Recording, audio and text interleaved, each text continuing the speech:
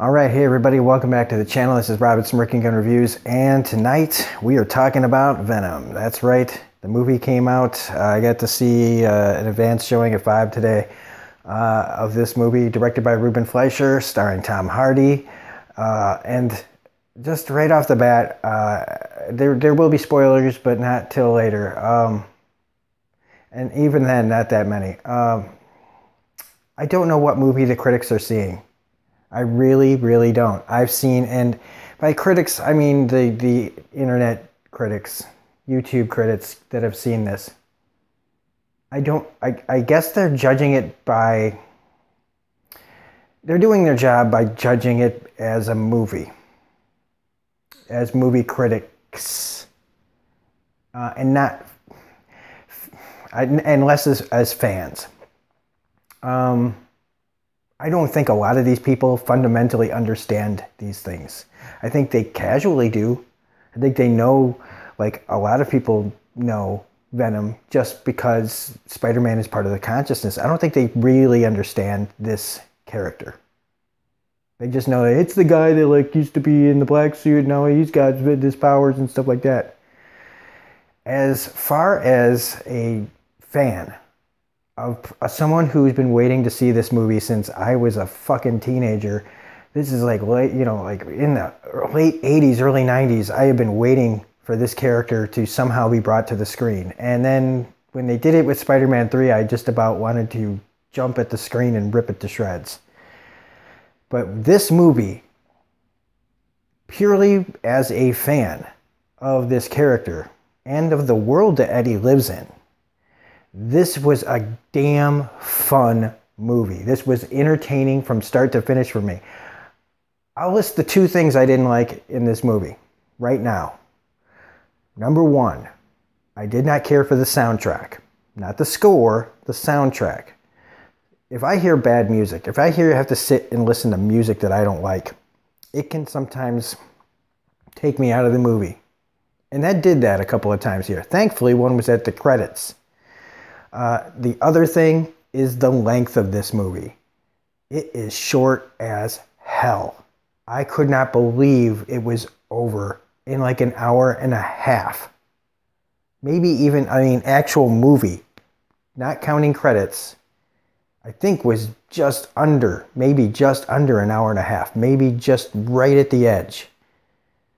I wanted way more. Like lengthwise. They say that they cut a half an hour out of this movie. What? I want to know what that was that they cut out, because Tom Hardy said there was some good stuff in there.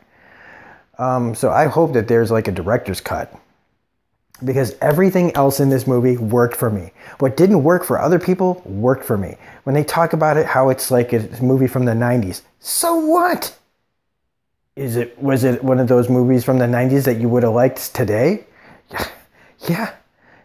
It did feel like a 90s movie. But you know what else felt like a 90s movie that everybody fucking loved, and me included, was Upgrade. And yeah, there are similarities to this movie.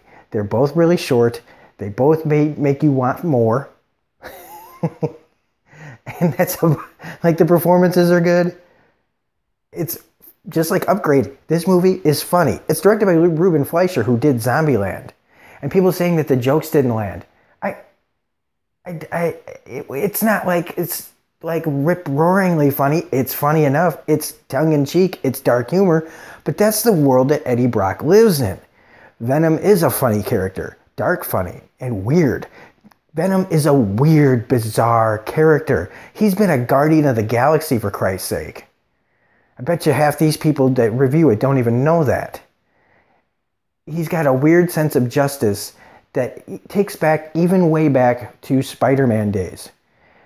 One of the things that, could have gone wrong with this movie was the origin of Eddie Brock. I thought that they were just going to, whitewash his history in New York, but they don't. They deal with it. They mention it. And it was like a simple thing, but they talk about how he was run out of town as a newspaper guy, as a reporter in New York. And of course we're leaving out the whole Spider-Man thing, and that's fine. There's still a way to work that into future movies where they can be more like frenemies. kind of thing. Because the whole purpose, even when the black suit, the symbiote, left, was purged from Peter Parker and found Eddie Brock, even though its primary initial thing was to kill Spider-Man and Peter, it always had a sense of justice and something about the innocence. And that is something that is still carried over today. Now, in the beginning of this movie, yeah, there is the convincing of this symbiote, to kind of do what Eddie wants it to do. And that's fine, because that is something that happens in the comics too. There is always this constant conflict with the character until, not that long ago in the comics. So the way that this all plays out is really good. And because it's an origin story, of course, the first half of this is, getting to that point, which also made you go, I want more. I want more of this. I could have, if I didn't have to take my nephew home, who was laughing his ass off. He's 15, so I don't know how much that says about anything, but he was laughing nonstop through this movie. He was enjoying it. The older couple next to me, who were in their 60s, maybe even a little older than that, they were loving the whole thing too. The whole audience was loving this movie. So the audiences and critics, man, I want this movie to do well. I really do. I want to see it again very soon. Like I said, I would have seen it again immediately after if I could have. Tom Hardy is great. And yes, like everybody does say, the Venom Eddie, relationship is for them was the highlight. And yeah, it is really great in this. Michelle Williams does what she can with the character she's given. I don't really find her necessary, but I feel like the character, I guess they wanted him to have something maybe to lose or to get back. Jenny Slate in this movie is kind of, they needed somebody to be, this character. They don't really matter in the end. Even the bad guy, he's just stock bad guy, but I don't need, again, I don't need anybody to be like, well, the Marvel villains and blah, blah, blah. Marvel villains have always been just there to make the hero rise to the occasion, to me. So it really wasn't important to me that the villain wasn't very strong. You needed just somebody to be passable and bad and make you want the hero to rise to the occasion to take out the bad guy. Not everybody has to be, not everything has to be Thanos or Loki or Kingpin. It just doesn't have to be that way. And if you say, well, your hero is only as good as your villain, that's not always the case when the importance of the story isn't the villain story. It's the origin of the character finding its way. And in this case, you got two characters trying to come together to be one thing going forward for future movies. Going forward, we have the potential for a great villain, and I think that we'll see a great villain if there is a sequel. And there better fucking be, man. There better be, because everything in this, I had a smile on my face. I wasn't laughing like my nephew. Because I've been waiting so long for this movie, and reading everything from early Todd McFarlane, when he was introduced in the Todd McFarlane days on Amazing Spider-Man, to Lethal Protector when he got his own offshoot, and Venom Today is one of the best books still going in a sea of bad comic books, and there are a lot of bad comic books right now. This Venom has been consistently good.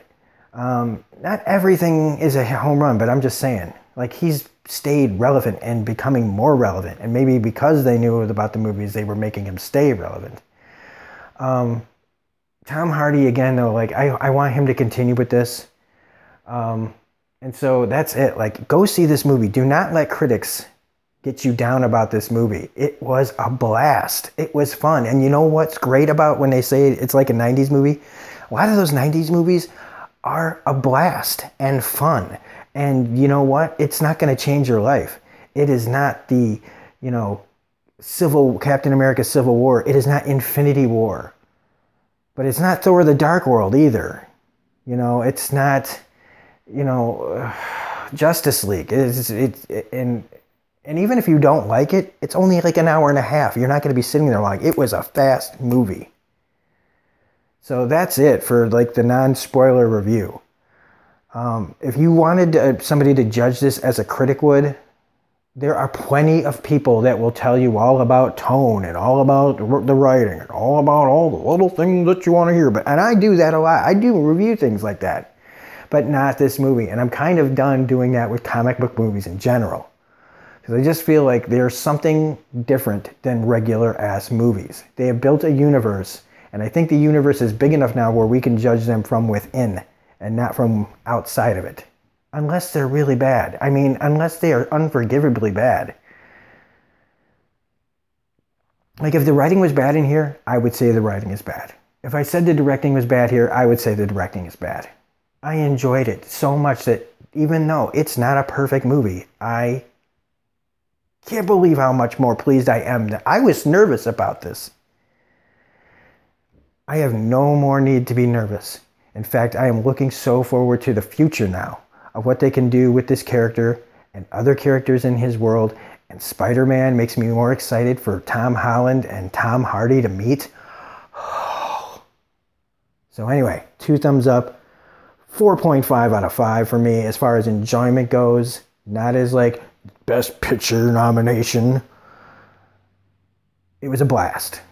Now, there's only a few spoilers I'm going to get into here. So if you haven't seen the movie, check out now and come back later after you've seen it, because I'm really not going to talk about a lot, just a couple of big things. So starting now, spoilers.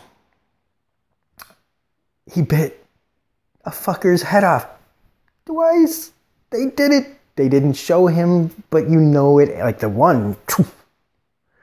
And that is like the thing that I guess maybe that's a third thing. It's not a bad thing, but it would have benefited from being rated R. It really would have. People, and this is another thing, I'm not plagiarizing anybody, but people liked Logan. We all went to see Logan. People like the Deadpool movies. We went to see the Deadpool movies. We will see rated R movies that are comic book based. This could have been amazingly dark and funny if it was rated R. And maybe that will be a director's cut. I don't know. But yeah, they actually did it.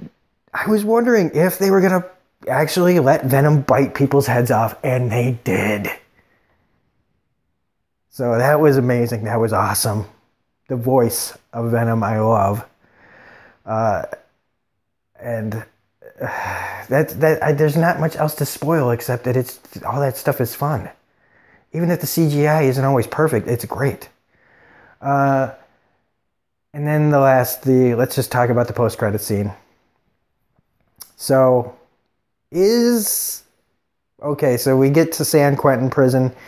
Right before the movie ended, Eddie's talking about this interview that is huge. Now, my first thought was, oh my God, maybe he's interviewing Spider-Man or Tony Stark. I should have been thinking a little smaller, because then at the mid-credits scene, he's at San Quentin prison, and I go, oh, he's fucking gonna interview Cletus Cassidy. If you don't know who Cletus Cassidy is the crazy motherfucker, serial killer, sadist, psychopath that ends up becoming the villain Carnage, which is a offspring of the Venom symbiote. It gives birth, a part of it comes off, and it attaches itself to Cletus Cassidy, and it becomes Carnage. It takes the personality of this serial killer psychopath, and it goes insane and becomes this vicious monster that's still terrorizing. The most recent incarnation was when it attached itself to Norman Osborn, who was the Green Goblin, and it went nuts. It's a force of nature that it takes usually Spider-Man and Venom to fight it. So, and then you get to the prison and you see who plays Cletus Cassidy, and it's Woody Harrelson.